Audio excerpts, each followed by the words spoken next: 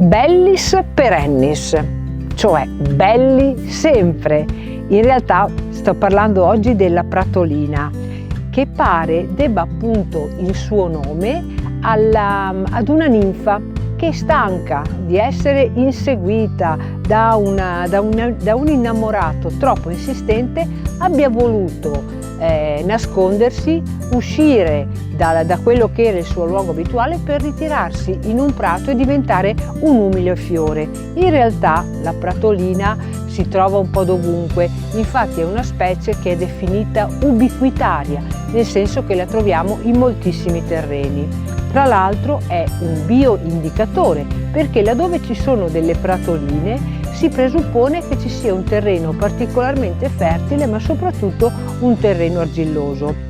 Andando nella tradizione cristiana, invece, parlando delle pratoline, spessissimo sono fiori che sono un po' perché sono il simbolo dell'innocenza ed erano anche chiamati le lacrime di Maria. Ma nella tradizione comune invece la pratolina è stato il gioco della nostra infanzia, il famoso mama non mama. E voi questo gioco lo fate ancora?